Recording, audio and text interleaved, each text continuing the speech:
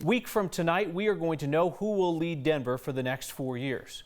Now, bear in mind, Denver hasn't voted an incumbent mayor out of office since 1983. You had to think that Jamie Giellis had the momentum going into the runoff with Mayor Michael Hancock, but since then, she has struggled to explain away her own words, and she's reversed a key position on the urban camping ban. Giellis is trying to regain her footing with her first television ad. Politics guy Marshall Zelinger puts it to the truth test.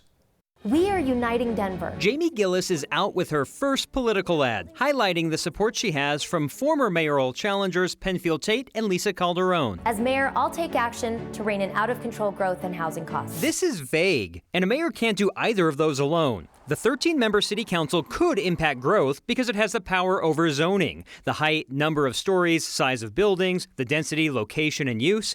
As for housing costs, a mayor can't just enforce a policy that suddenly makes your $1,800 a month one-bedroom cheaper, but the mayor, with the help of council, can address affordable housing through programs that help low-income families get assistance with their rent. Gillis's ad continues with more of what she says she'll do as mayor. Pass ethics reforms to stop sexual harassment at City Hall. From a policy standpoint, this is yes and no. Pass ethics reforms? No, city councils do the passing. However, as mayor, Giellis would have the power of the executive order.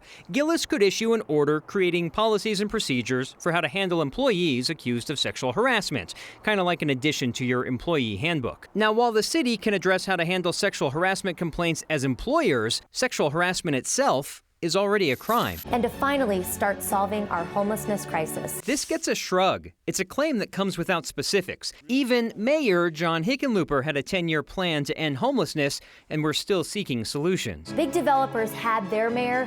I'll be a mayor for Denver's future. This just needs context, because a closer look at both candidates' campaign accounts shows contributions from developers. The mayor just happens to have more.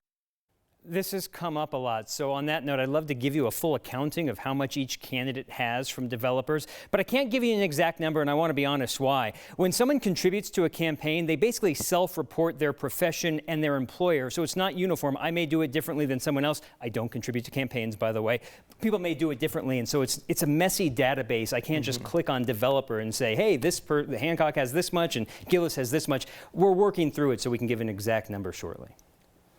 Fair to say, based on all numbers that we have, they're both supported by developers, just different developers and in different amounts. Hancock's got a whole lot more developer money than she does. Correct. And part of that, Hancock has been raising money for 4 years since he was reelected. Sure. So that also adds to that difference. Makes sense. Marshall, thank you.